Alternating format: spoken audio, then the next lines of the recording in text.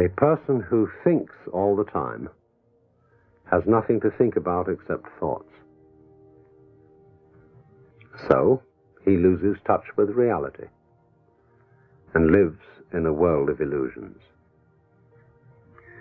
By thoughts, I mean specifically chatter in the skull, perpetual and compulsive repetition of words, of reckoning and calculating. I'm not saying that thinking is bad. Like everything else, it's useful in moderation. A good servant, but a bad master. And all so-called civilized peoples have increasingly become crazy and self-destructive because through excessive thinking they have lost touch with reality. That's to say, we confuse signs, words, numbers, symbols, and ideas with the real world. Most of us would have rather money than tangible wealth, and a great occasion is somehow spoiled for us unless photographed. And to read about it the next day in the newspaper is oddly more fun for us than the original event. This is a disaster. For as a result of confusing the real world of nature with mere signs, such as bank balances and contracts, we are destroying nature. We are so tied up in our minds that we've lost our senses. Time to wake up. What is reality? Obviously, no one can say, because it isn't words. It isn't material, that's just an idea. It isn't spiritual. That's also an idea, a symbol. Reality is this.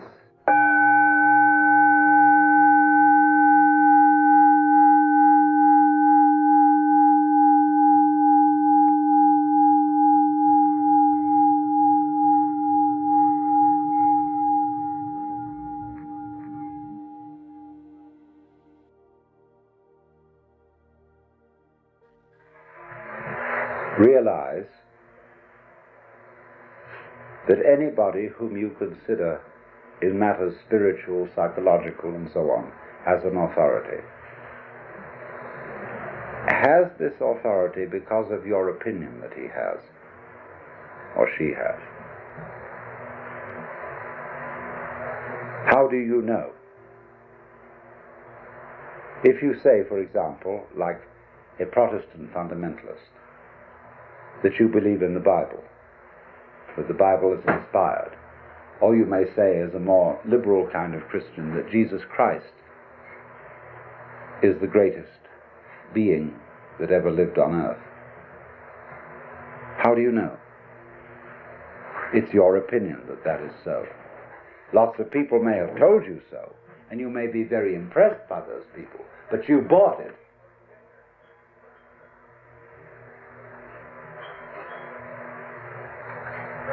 And so, therefore, if you say, well, I would like to become like that, that's an expression of the way you are. You couldn't feel, I would like to become like that, like the authority, like the Christ, except as an expression of the way you are now. And the way you are now is the quaking mess. And therefore, your emulation, your desire, your idealism to become like Christ is merely one of the appetites of your quaking mess. It's an expression of you as you are. And don't fool yourselves. I'm not trying to put you down by talking about the quaking mess. The quaking mess may be in fact something very, very natural. The way we are, the state of affairs. And we shouldn't be ashamed of it. I'm not ashamed of it. I've told you of it frankly.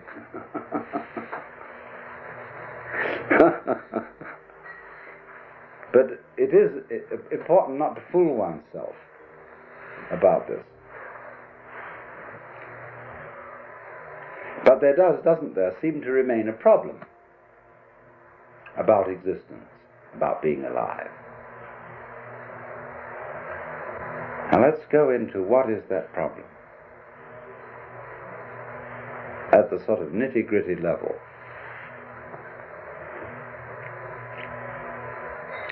Very basic in our thinking is that we, as it say, one must live. We need to survive, to go on. We need, therefore, money for food, for this, that, and the other. We must go on. And we know that we're not going to get away with it for very long.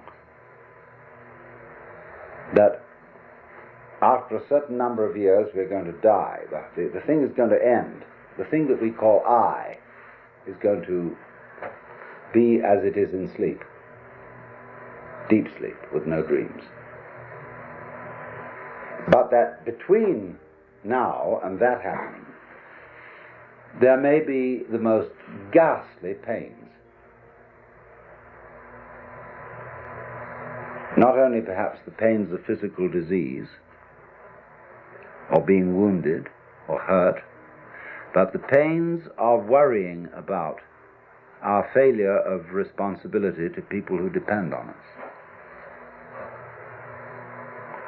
And we suffer other people's suffering simply because we're sensitive and have imagination and participate in their sufferings, and our adrenaline and our chemicals respond simply by imagination to the sufferings of other people. And what about that?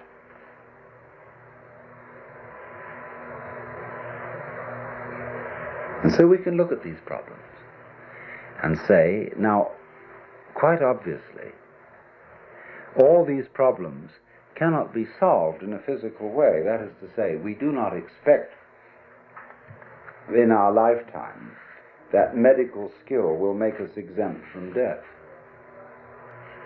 We do not seriously expect that human beings will all learn to be nice to each other and will refrain from war and horrors of that kind, racial prejudice and so on. We don't seriously expect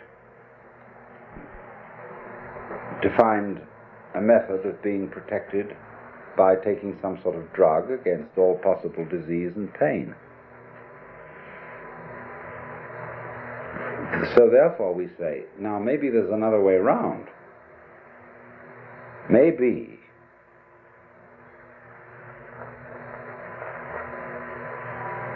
that instead of solving these problems at the technical level, we could solve them at the psychological and spiritual level by so disciplining ourselves, by so doing something with ourselves, that we wouldn't be afraid of it anymore.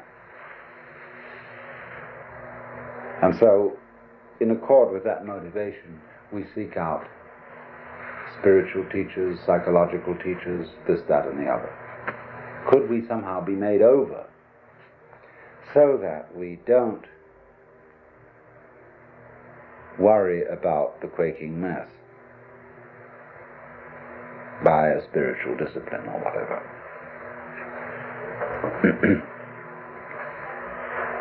And you see, if you examine that this wanting to overcome the quaking mess and not have it anymore, that precisely is the quaking mess.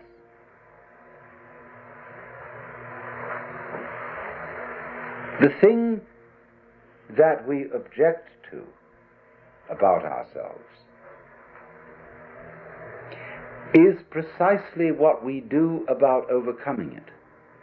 In other words, the activity that we employ in overcoming it is the mess that we object to. Do you see that? And it's very important to realize that. Then if you do realize it, you raise the question, then what can I do?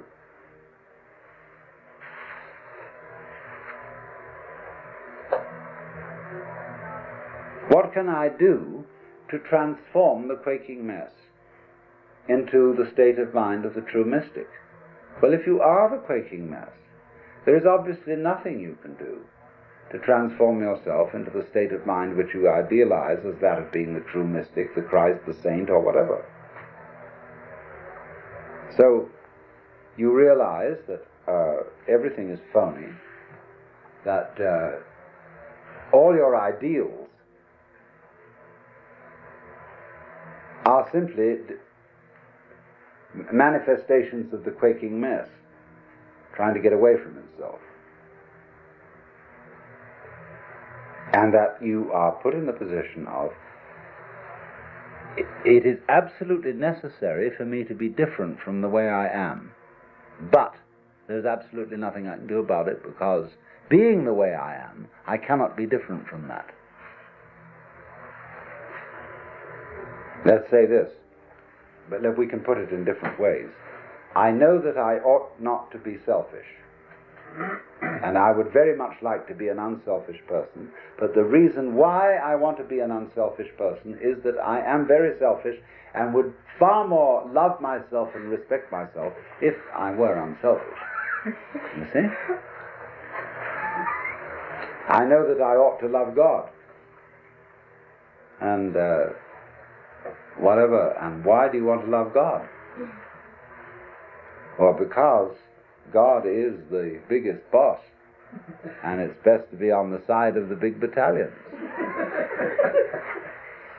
That's really why I want to do it. In other words, because I'm looking for the safety of my own spiritual skin. So I think I ought to love God. Oh, sophisticated saints have known this. St. Paul understood it, St. Augustine understood it, Martin Luther understood it. They didn't know what the hell to do about it. But there was nothing to do about it.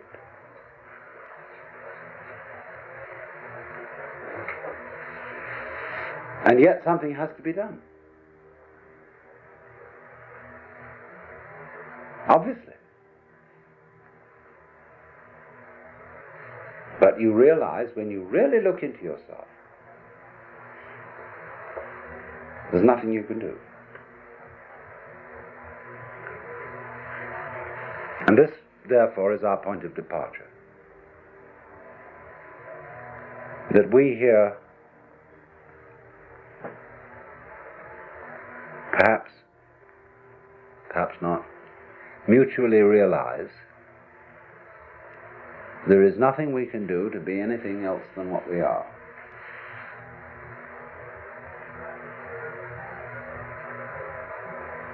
To feel any other way than what we feel at this moment. And to be then this quaking mess which has the capacity for the horrors about what life can do to us. However, this isn't as much of a blind alley, a cul-de-sac, as it sounds. Because if you discover a blind alley, it tells you something. Watch the flow of water when it crosses over an area of land, and you will see that it puts out fingers. And some of them stop because they come into blind alleys. And the water doesn't pursue that course. It simply rises, and then it finds a way it can go. But it never uses any effort. It only uses weight, gravity. It takes the line of least resistance and eventually finds a course.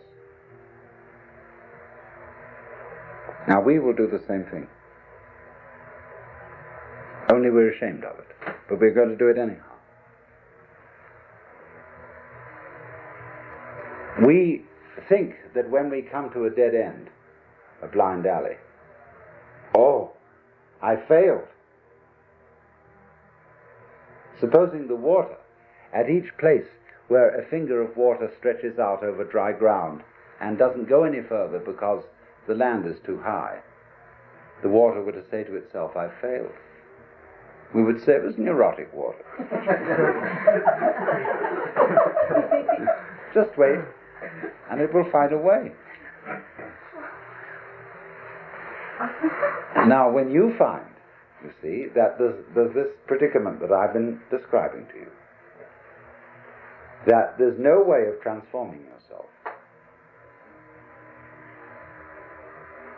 to become this fearless, joyous, divine being as distinct from the quaking mass. When you say no way, this is not a gloomy announcement.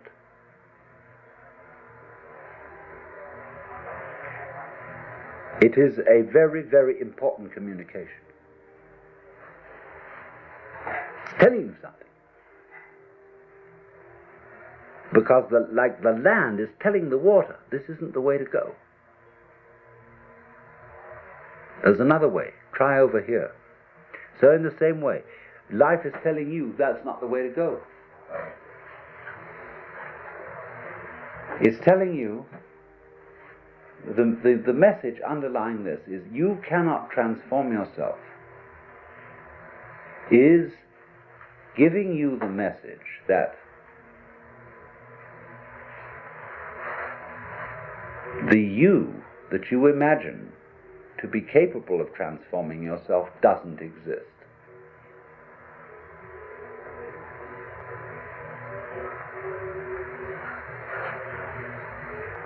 In other words, an ego, an I, separate from my emotions, my thoughts, my feelings, my experiences, who is supposed to be in control of them, cannot control them because it isn't there.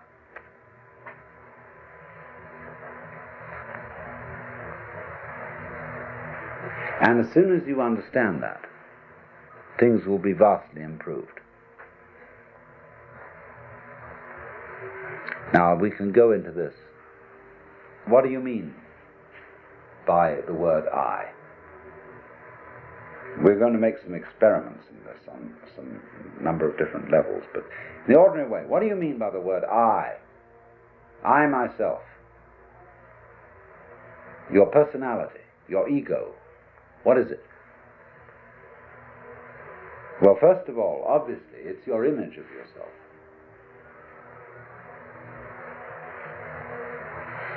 It's composed of what people have told you about yourself, who you are, how they've reacted to you and given you an impression that that's the sort of person you are. It's all your education goes into this, the style of life you put on and so forth. But it's an image, it's an idea, it's your thought about yourself, and I suppose yourself is in fact not this, but is, to begin with, your total physical organism, your psychological organism, and beyond that, an organism doesn't exist as an isolated thing any more than a flower exists without a stalk, without roots, without earth. So in the same way, although we are not stalked on the ground, we are nevertheless inseparable from a huge social context of, well, to begin with, parents, siblings, people who work for us, everything. I mean, it's just impossible to cut ourselves off from a social environment, and also, furthermore, from a natural environment. We are that. There's no clear way of drawing the boundary between this organism and everything that surrounds it. And yet, the image of ourselves that we have does not include all those relationships. Our idea of personality of ourselves includes no information whatsoever about the hypothalamus, an organ of the brain, the pineal gland, really of the way we breathe, of how our blood circulates, of how we manage to form a sentence, how we manage to be conscious, how you open and close your hand. The information contained in your image of yourself contains nothing about all that. And therefore, obviously, it's an extremely inadequate image. But nonetheless, we do think that the image of self refers to something, because we have the impression, very strongly indeed, that I exist. And this isn't just an idea. We think, my God, it's a feeling. It's really substantially there in the middle of us. And what is it? What do you actually sense? Like, when you're sitting on the floor and you feel the floor is there and is real and hard. Okay, what are you sitting on the floor? What do you have the sensation of? That's you here. When you're not hitting yourself. What is it?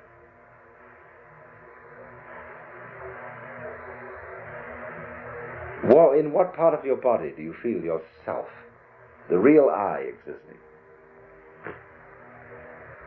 We can explore this very deeply, but I'm going to give you a preliminary and superficial answer.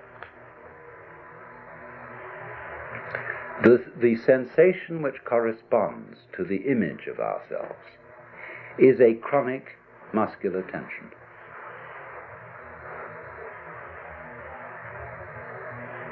Which has absolutely no useful function whatsoever.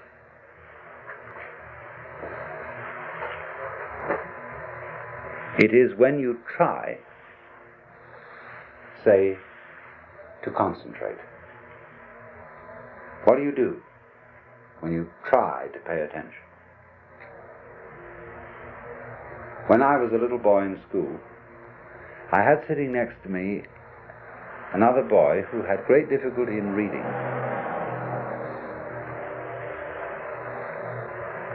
And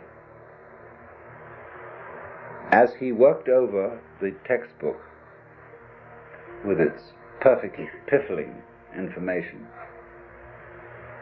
he groaned and grunted to try to read, to get out the sounds, as if he were heaving enormous weights with his muscles.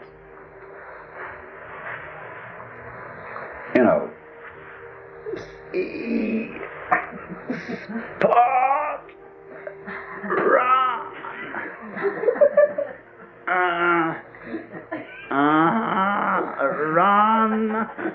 run, spot, run. These enormous weights he was heaving. And, the teacher was vaguely impressed that he was trying. Phew!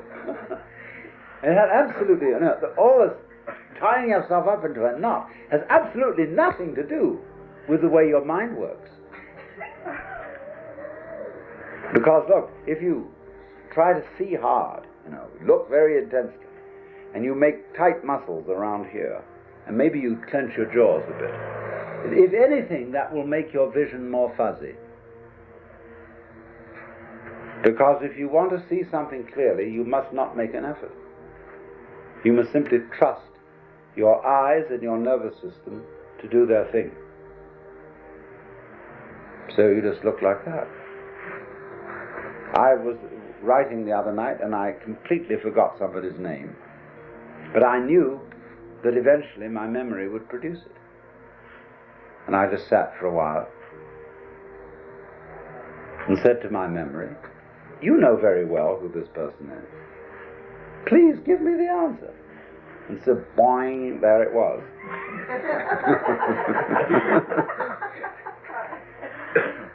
Because that's the way nerves work. They don't work by forcing them.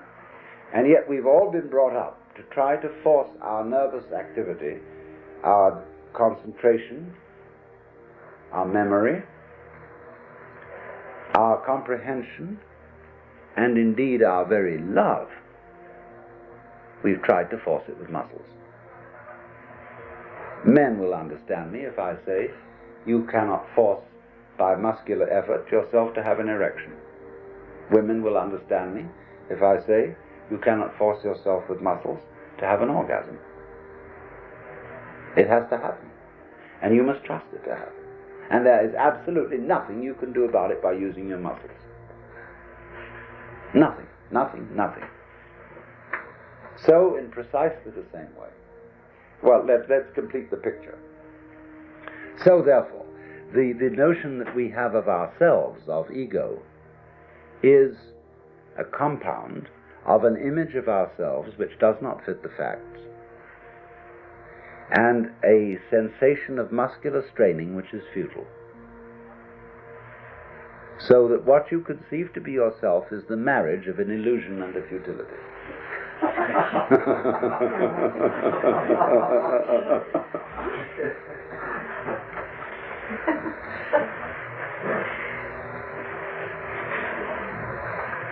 So, well, what are we, if that isn't the case? Well, obviously, if you want to take a scientific point of view, by that mythology, then your organism, about which we know very little, and the organism, as we've seen, is inseparable from its environment. And so you are the organism environment. In other words, you are no less than the universe. Each one of you is the universe expressed in the place which you feel is here and now. You're an aperture through which the universe is looking at itself, exploring itself. And we're going to go into that much more deeply. So when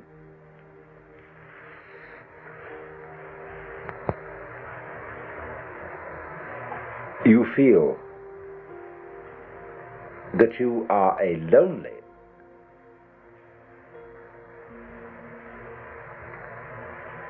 put upon, isolated, little stranger confronting all this, see, you have an illusory feeling.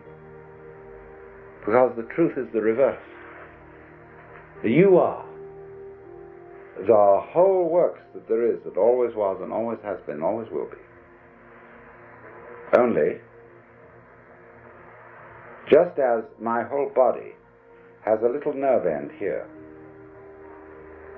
which is exploring and which contributes to the sense of touch, you are just such a little nerve end for everything that's going on. Just as the eyes serve the whole body and help it to find its way around, so you are, as it were, serving the whole universe. You're a cell in it. And it's exploring itself. So that you as a function, you are a function of all that.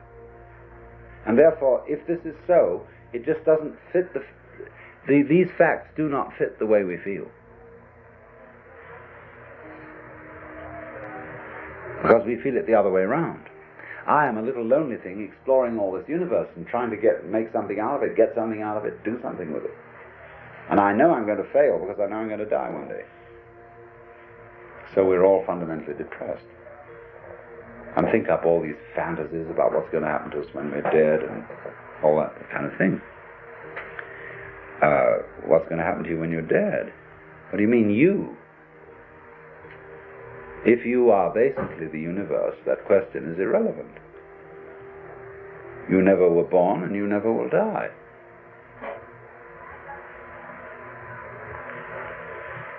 Because what there is you.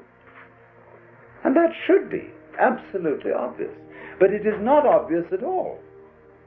That should be the simplest thing in the world. That you, the I, is what has always been going on and always will go on forever and ever. But we have been bamboozled by religionists, by politicians, by fathers and mothers, by all sorts of people to tell us, you're not it.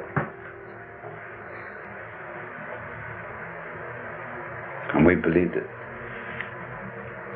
So, do you see now why, if I put it to you in this very negative way, you can't do anything to change yourselves, to become better, to become happier, to become more serene, to become mystics or anything. If I say you can't do a damn thing, can you understand this negative statement in a positive way? What I'm really saying is that you don't need to.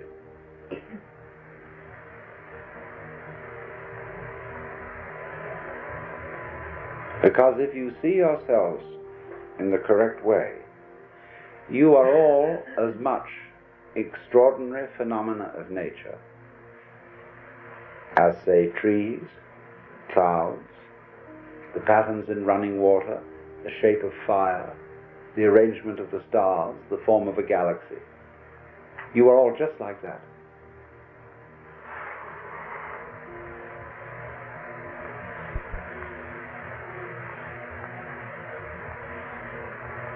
There's nothing wrong with you at all.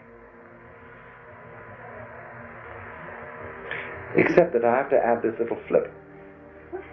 You have in you, you do think there's something wrong with you. See? And there's no question, you do.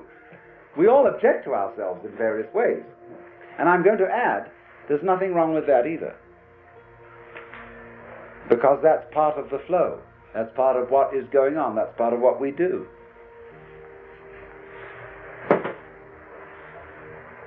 So I don't, you see, what I'm actually going to do is I'm going to deliver you from a sense of guilt. Because I'm going to teach you that you needn't feel guilty because you feel guilty.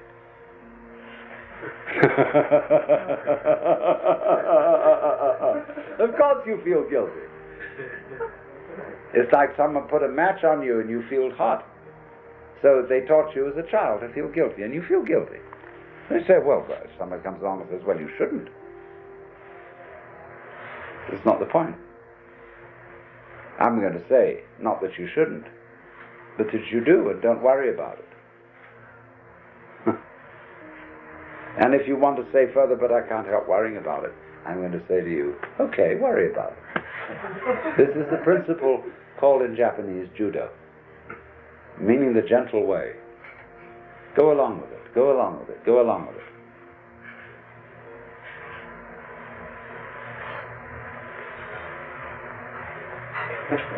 So therefore, this is the beginning of meditation. You don't know what you're supposed to do. What can you do? Well, if you don't know what you're supposed to do, you watch. You simply watch what's going on. Like, say, somebody plays music. You listen, and you just follow those sounds. And eventually, you understand the point of the music. The point cannot be explained in words, because music is not words. But after a while, in listening to any music, you will understand the point of it. And that point will be the music itself.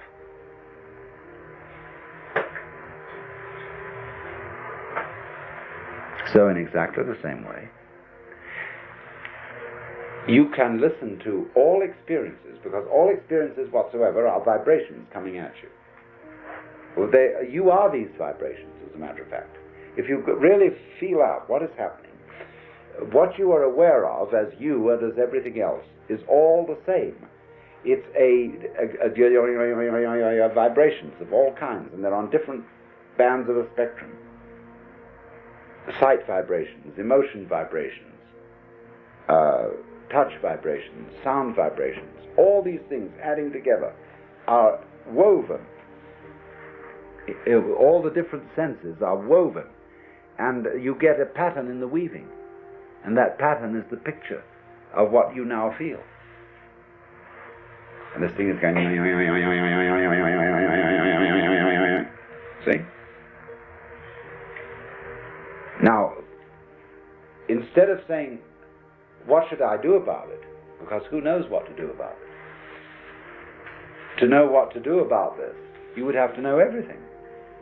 And if you don't, then the only thing that, at least to begin with, you can do is watch. Watch what's going on. Watch not only what's going on the outside, but also what's going on the inside. Treat your own thoughts, your own reactions, your own emotions about what's going on outside as if those inside reactions were also outside things. That you're just watching. And simply observe how they go. Note now, you may say, this is difficult.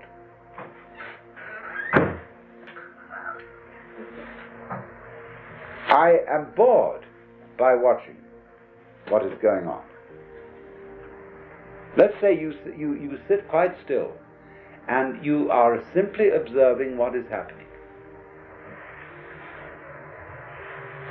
All the sounds outside, all the different shapes and lights in front of your eyes, all the feelings on your skin, inside your skin, belly rumbles, thoughts going on inside your head, chatter, chatter, chatter. I ought to be writing a letter to so-and-so. I should have done this, that, all this bilge going on. See, you just watch it. But then you say to yourself, but this is boring.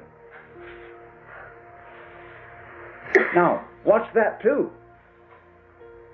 What is it? What kind of a funny feeling is it that makes you say, but this is boring? Where is it? Where do you feel it? I should be doing something else instead. What's that feeling? What part of your body is it in? Is it in here? Is it in here? Is it in the soles of your feet? Where is it?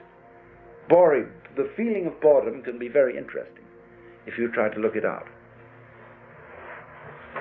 So you simply watch at everything going on without attempting to change it in any way, without judging it, without calling it good or bad. You watch it. And that is the essential process of meditation.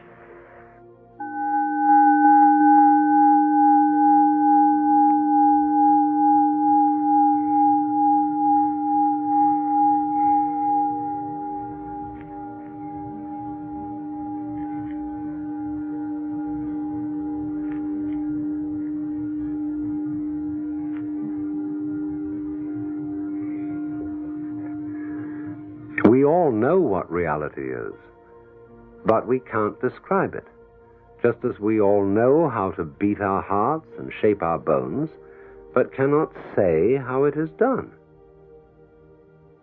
Water becomes clear and calm only when left alone. I was trying to explain this morning that what, for want of a better word, we call meditation, or I sometimes prefer to say contemplation, is really supposed to be fun.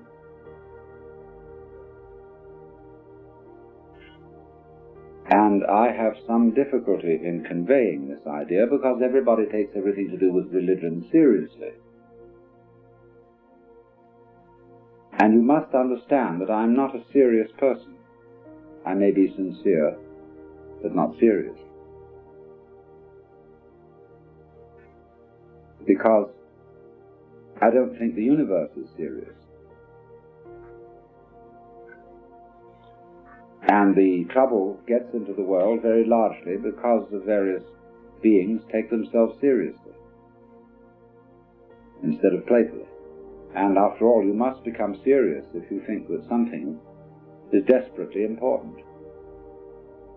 You will only think that something is desperately important if you're afraid of losing it. And if you're afraid of losing it, it isn't really worth having. People who drag on living because they're afraid to die will teach their children to do the same. And they will teach their children to live that way. And so it goes on and on. If you were God, would you be serious? Would you want people to treat you as if you were serious? Would you want to be prayed to? Think of all the maudlin things that people say in their prayers. Would you want to listen to that all the time? Would you encourage it? No. Not if you were God, no. So in the same way, meditation is different, you see, therefore, from the sort of things that people are supposed to take seriously. Because it doesn't have any purpose. When you talk about practicing meditation, it's not like practicing rifle shooting or playing the piano, which one does in order to attain a certain perfection. You practice in order to make perfect. You practice the piano to go on stage and perform. But you don't practice meditation that way, because if you do, you're not meditating. The only way in which you can talk about the practice of meditation is to use the word practice in the same way as when somebody says that he practices medicine. It's his way of life. It's his vocation. He does it every day. Maybe he does it the same way every day. But if it's good, that's fine. Because in meditation, you see, there's no idea of time. In practicing learning things, time is of the essence. Let's do it as fast as possible. Let's find a faster way of learning how to do this. In meditation, a faster way of learning is of no importance whatsoever, because its focus is always on the present. And there may occur growth in it, but it's the same way that a plant grows. Once upon a time in China, there was a family, farming family, and they were having dinner. And the oldest son came in late. And they said, "Why are you late for dinner?" He said, "I've been helping the wheat to grow." Oh. So they came out next morning and all the wheat was dead. Well, what happened was that he had gone and pulled each stalk up a little, to help it grow. So growth always occurs in a being like a plant, which is perfect at every step. No progress is involved in the transformation of an acorn into an oak, because the acorn is a perfect acorn, and the sapling is a perfect sapling, and the big oak tree is a perfect oak, which again produces acorns. Perfect acorns, you see. At every stage it's there, just as in the unfoldment of a musical composition, it is arrived at every stage, and it cannot be otherwise. So the meditation work is the same, exactly the same. So we should not talk about beginners as distinct from experts. The new vocabulary.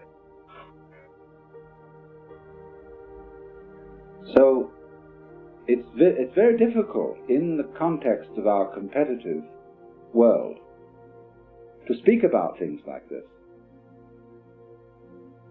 to bring about the idea of doing something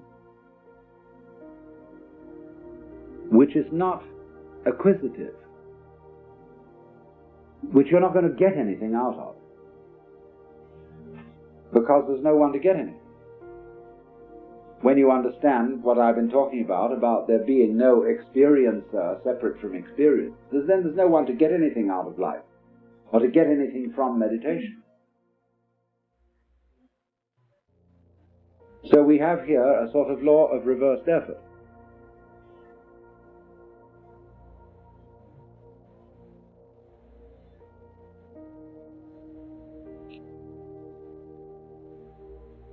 You must therefore understand that as a background to anything said about techniques.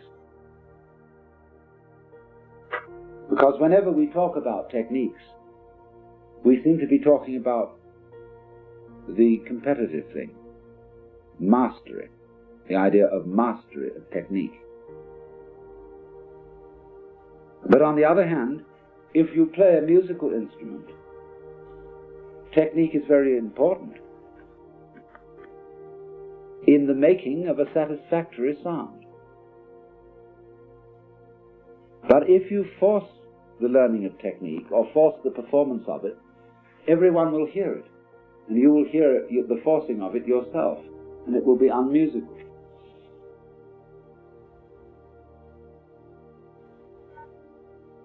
And so you have to address yourself to the playing of an instrument without hurry, and never force anything. And you will find there is a point then where the instrument seems to play itself. And when you get that peculiar feeling of the sound that is coming out of a flute or a violin string or whatever is as it were happening of itself, then you're playing the instrument properly. Same way if you sing. There comes a point when your voice takes over.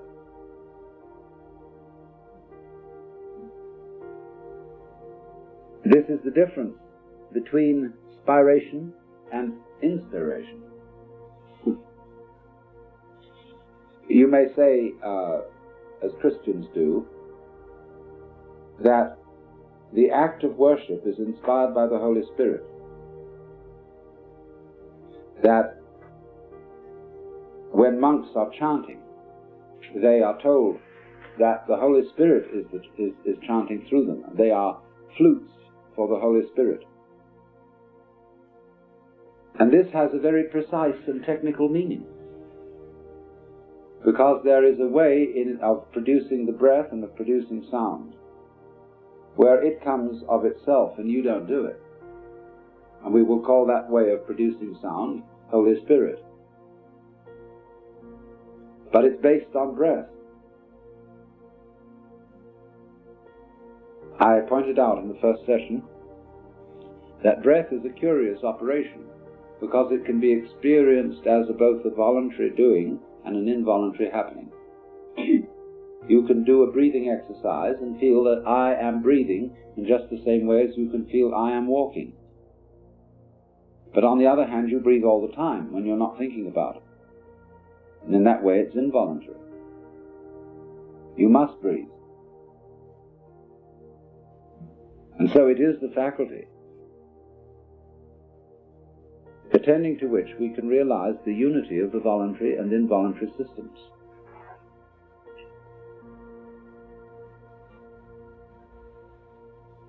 So therefore, what is called anapanasati in Buddhism means mindfulness of the breath, watching breath. And watching breath is fundamental in meditation,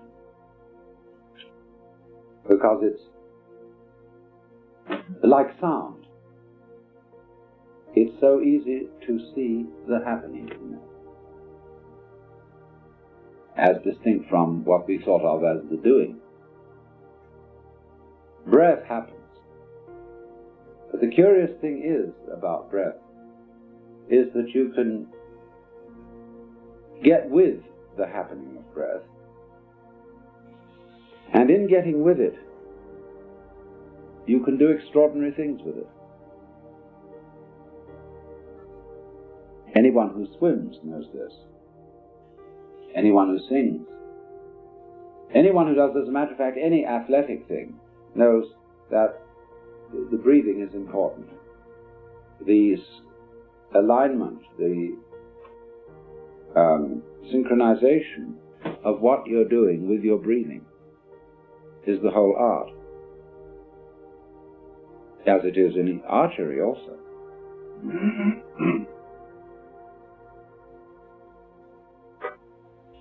But powerful breath is not worked by muscle power. It is worked by gravity, by weight. And what I would like you to do is, if you will sit upright, and the reason for this is very simple, that the part of your body in which the breathing is occurring is unencumbered. And also, sitting upright on the floor you are slightly uncomfortable so that you won't go to sleep. And in any peaceful and quiet state of mind, it's very easy to go to sleep. And now, in this way, in this position, you simply become aware of your breathing without trying to do anything about it at all. You let it happen and watch it.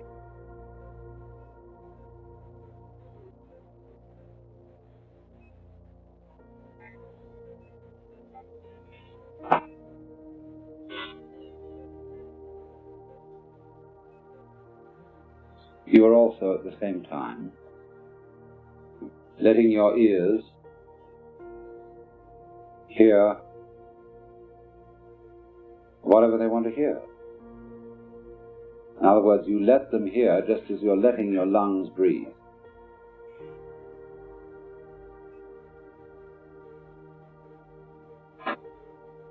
Now, beyond this, can you get the idea of breathing out heavily? Letting the breath fall outwards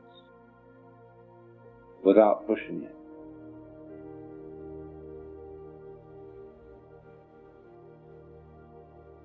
And as you get to the end of the out-breath, do it with the same sort of feeling that you have when you let your body drop into a very comfortable bed.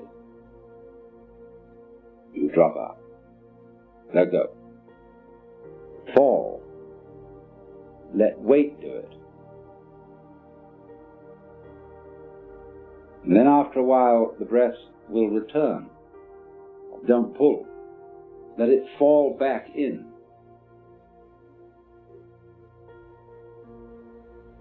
And drop in until you've had enough.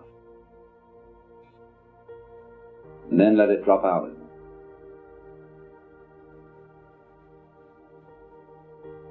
It's a good idea in this to breathe in through the nostrils and out through the lips, allowing there to be a slight sensation of moving air on your lips so that you know you're breathing and that you're not just straining your muscles.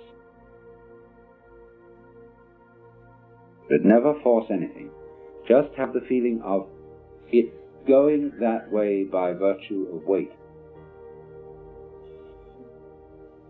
And then, as you let the breath fall outwards, you simply float a sound on it. Think of a sound that pleases you, a note that seems agreeable to your voice.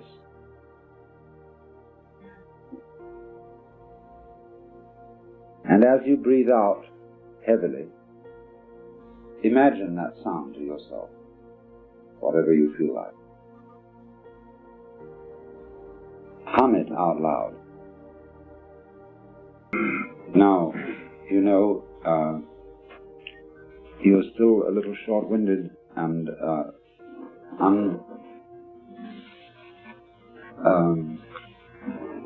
easy about a thing like this.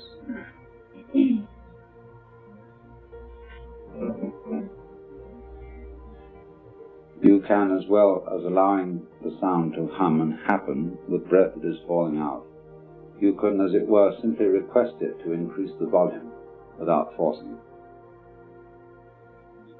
And you can keep a sound humming as a whole group of people together by, when your sound ends, bring it in again quite softly and then allow the volume to rise. And then you will get a more or less continuous production of sound by a group. But it's important to have the sound running continuously. Try it again, picking your own note again once more.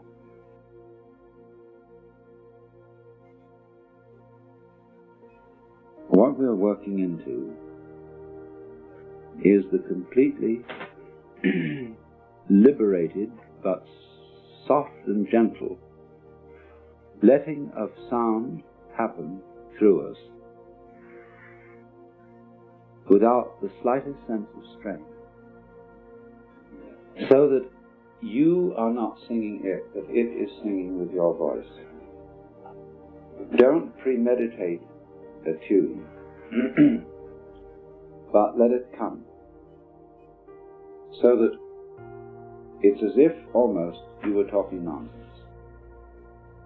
I mean, you know, I can talk nonsense at the drop of a hat. I can give you a whole lecture in a completely non-existent language. But what you're doing is you're doing this gently with voice, and you're simply preoccupied with it, like easy humming to yourself.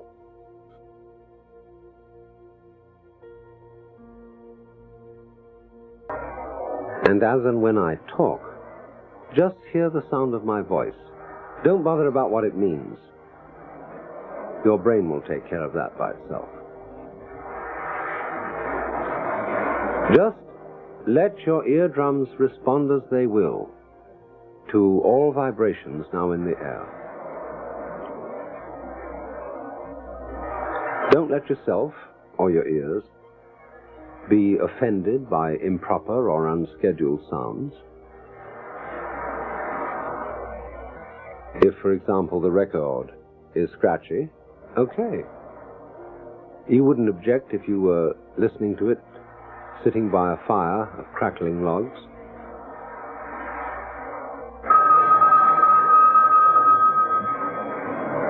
Let 'em ring. It's just a noise.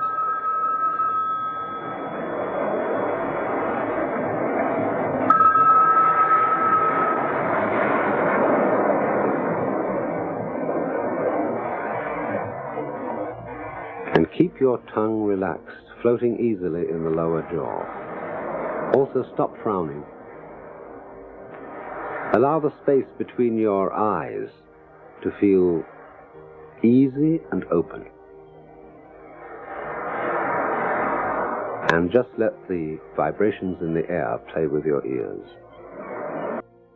You must understand that in meditation we are concerned only with what is, with reality, nothing else. The past is a memory, the future an expectation. Neither past nor future actually exist. There is simply eternal now. So don't seek or expect a result from what you're doing. That wouldn't be true meditation. There's no hurry. Just now you're not going anywhere. Simply be here. Live in the world of sound. Let it play. That's all.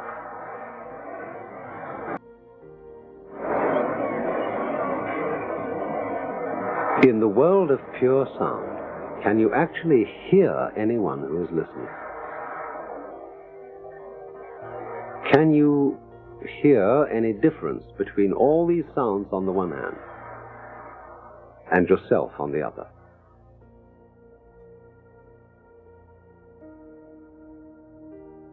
Now, when you were thus absorbed in sound, where were you? This would be called a state of consciousness, where we have a primitive form of samadhi. That is to say, we are happily absorbed in what we are doing, and we have forgotten about ourselves. You can't very well do that and worry.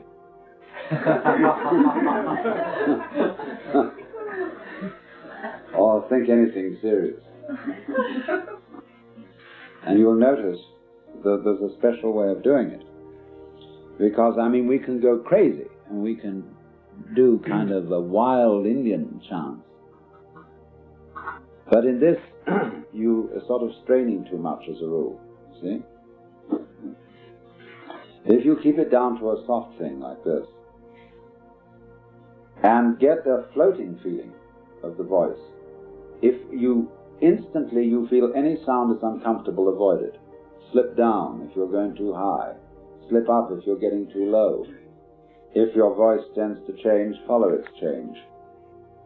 So that you're just swinging along with it. This is the point of why, from ancient times, people discovered humming and singing, and everybody used to sing while they worked. But you will notice that today, very few people sing at all. You have to make a thing of it. People are afraid of their voices, their melodic voice as distinct from the spoken voice. I know an enormous number of people who never sing at all. Why is it that when the scriptures, the Upanishads, the sutras are read, they are invariably chanted? Because an extra dimension is added to the voice as soon as you bring a note into it. That's the divine element, you see, the note sound, the singing sound, symbolically speaking. So this is a form of what I would call free mantra chanting, like we did it then, which isn't used much.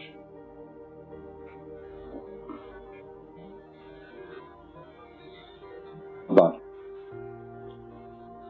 it does give you, as you do it, a very good idea of what the meditative state is. Because it isn't just a letting happen, only a thing's going on around, that's inside you as well. As distinct from the prescribed mantra, like Om Mani Padme Hum, or Om Ah Hum, or Om Ram Shri Ram, Jai Jai Ram, Hare Krishna, Krishna Krishna, Hare Hare, etc. Each one of them has a different feeling to it. The Tibetan monks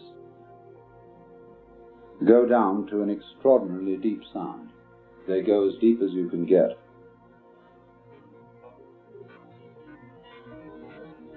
There is a reason for this. That's very difficult to explain, because you have to do it. But when you go down into sound as deeply as you can get, you're going to an extreme of the vibration. And everybody feels naturally that what is deep is sort of the underpinnings, the foundation.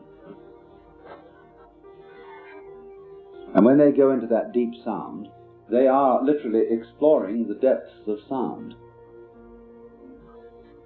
As we say, go into it deeply. But you can very readily see, once you get into that you're in another state of consciousness altogether. You're not anymore in fidgety, chattering to your skull every day consciousness. What I call normal restlessness. But in this way, you get a sensuous feeling of the breath, that it's very enjoyable to breathe. And then you will find this will help in the quality of the sound you produce. And we, of course, have to get away from some of our musical prejudices when we do this. Now, I know, I'm sorry, but everybody thinks that to spend a lot of time gently humming nonsense to yourself is a waste of time.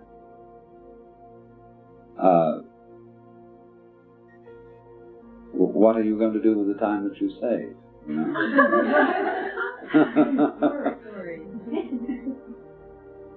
But the point, though, is with all this, the first thing we have to understand is what I will call deep listening. And very few people ever really listen.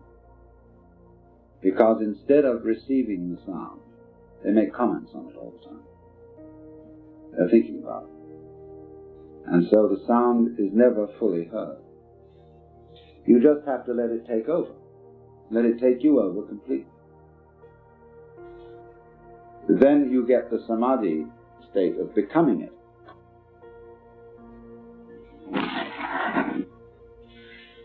And it also means that you abandon your socially nervous personality. Where one of the reasons why people don't sing is that they hear so many masters on records and they're ashamed of their own voices and think there's no point singing unless I'm good at it. Well, that's like saying there's no point my doing anything at all unless I'm particularly gifted at it, which is ridiculous. But singing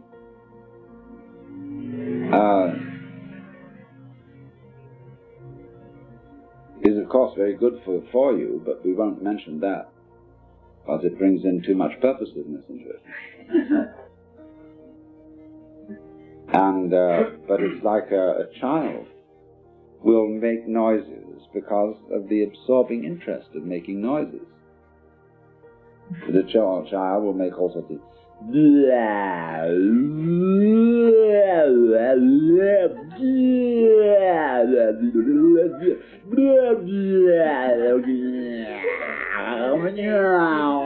see? To explore the possibilities of what you can do with a voice. See?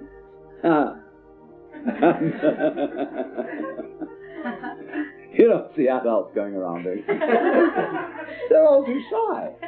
Only Alan what? Let's go.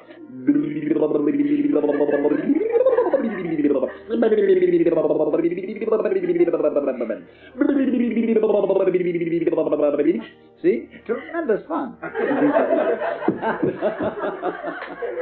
But all this is perfectly incorporable within meditation. It embarrasses the hell out of some people. He said, what are you laughing at? No, I don't see any point in laughing unless it's something funny. I had a friend who was a theological student. He was very fat. And he used to sit on the elevated train that went from Evanston into Chicago, where the seats ran right down the side of the train, so he'd sit in the middle of one side, and everybody in the car could see him. This fat fellow, he'd sit when he'd get on at Evanston. He'd sit there on a kind of vacant, and he'd start to chuckle to himself. And slowly he'd work it out. He started with all his flesh vibrating, and by the time they got into Chicago, the whole car was in his